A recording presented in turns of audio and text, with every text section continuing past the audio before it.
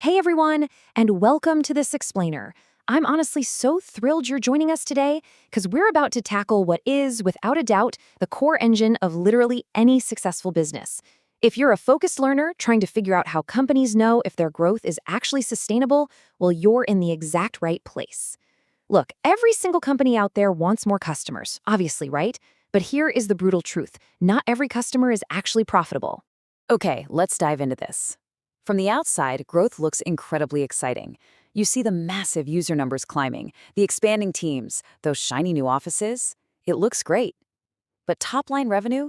It can be a massive, dangerous illusion. Think about it. If a company spends an absolute fortune on flashy advertising, huge events, and a massive sales team to get those users, but those users don't stick around or they just don't spend enough, that company could literally be bleeding money while looking like a rocket ship. We need diagnostic metrics to answer one real crucial question. Is your growth actually profitable? So to put this into perspective, imagine a company spends £1,000 on marketing to win a single customer. If that customer only pays them £200 and then just bounces, yeah, that's a massive problem. That kind of growth is completely unsustainable. But flip it around. What if another company spends that exact same £1,000 to acquire a customer, but that customer generates £10,000 over 3 years? Now that is a healthy, scalable business. This contrast right here instantly validates exactly why we need to care so deeply about sustainable unit economics. So here's our roadmap for today's explainer. First, we'll cover the profitable growth challenge, then decoding CAC and LTV, followed by the golden ratio and payback. After that, we're digging deeper into segments and channels, looking at common measurement mistakes, and finally, optimizing for the future. All right, part one, the profitable growth challenge, looking beyond top-line revenue. Moving right along to part two, decoding CAC and LTV, the engine of your business. Okay, first up is the cost side of things. This is your customer acquisition cost, which is almost always just called CAC. Basically, this tells us exactly how much it costs to win just one new customer. And the math here is elegantly simple. You just take your total sales and marketing cost and divide it by the number of new customers you brought in during that same period. So if a company spends, say, £50,000 in a single month and they acquire 100 new customers, their CAC is £500. They spent $500 on average to win each customer. Now, let's look at the value side. This is customer lifetime value, or LTV. This metric is awesome because it tells us how much value a customer generates over the entire duration of their relationship with the company. Again, simple formula. Your average revenue per customer multiplied by their average customer lifetime. So for example, if a customer pays £100 every single month and they stick around for 24 months, their lifetime value is £2,400. Now, what's really interesting about this is the vital distinction between revenue LTV and gross profit LTV. See, revenue LTV just looks at the total top-line money the customer paid, but gross profit LTV, that is so much more meaningful for true profitability because it adjusts for the actual costs of delivering your product or service, stuff like customer support, cloud hosting, or implementation fees. Remember, revenue is not profit. Forgetting that is a super dangerous trap. To really visualize this, imagine you've got an 80% gross margin. If your revenue LTV is £15,000, but your costs to actually deliver the service eat up 20% of that, well, you don't actually have 15 grand to offset your acquisition costs. You have an 80% margin, which yields a £12,000 gross profit LTV. This £12,000 is the real number you should be using to measure the health of your engine. Part three, the golden ratio and payback. Finding the perfect balance. So how do we actually connect the cost and the value? That balance is often represented by the LTV to CAC ratio. And the gold standard in a lot of industries, it's 3-to-1. What does that actually mean for us? It means your customer's lifetime value should be 3 times higher than what it costs you to acquire them. So if a customer brings in a £9,000 LTV, you really shouldn't be spending more than £3,000 to get them. If your ratio is 1-to-1, you are literally burning money. But if it's crazy high, like 10-to-1, you might actually be underinvesting in your growth and leaving a ton of market share on the table. Let's look at a real-world contrast.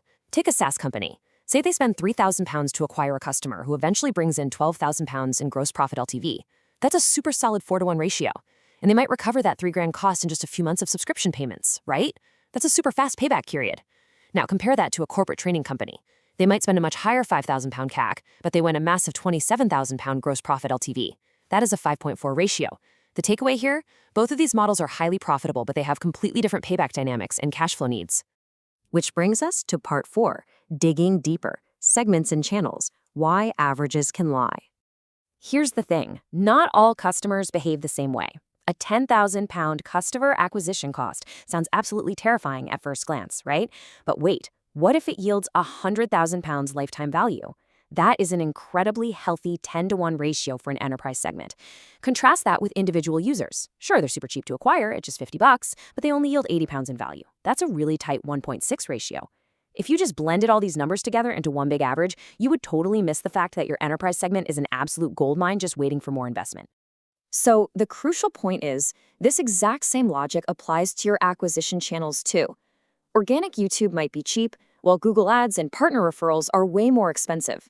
But ask yourself this, how do you decide which channel actually gets the credit if a customer first watches a YouTube video, then maybe reads a blog post, and then finally clicks a Google ad to actually buy? It's like a giant puzzle. If you don't track that attribution accurately, your channel CAC numbers are going to be completely wrong, and you'll end up dumping your marketing budget down the drain.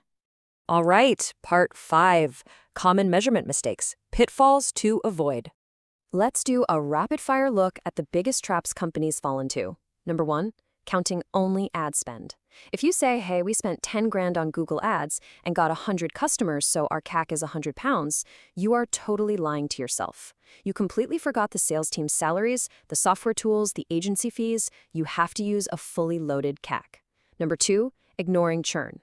If your customers are bouncing after 2 months, your LTV literally crashes.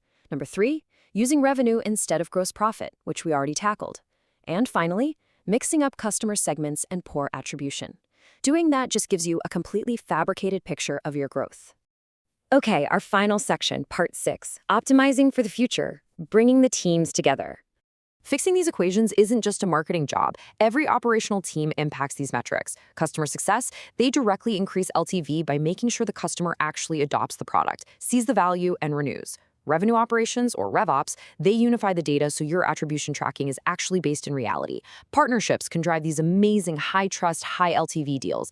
And AI, wow. AI is transforming the whole shebang. It can score leads to lower your CAC, and it can literally analyze support tickets to predict churn before it even happens, completely saving your LTV. We've covered a ton of ground today, but if you take away absolutely nothing else from this explainer, please let it be this. Growth is only healthy when customer value is meaningfully higher than customer acquisition cost. That is the ultimate undeniable law of sustainable business scaling. If your cost is controlled and your lifetime value is strong, you can scale with absolute confidence. And that brings us to the end of our deep dive. I really hope this breakdown helps you navigate the true economics of business, whether you're taking this into a case study, a big job interview, or even building your own startup.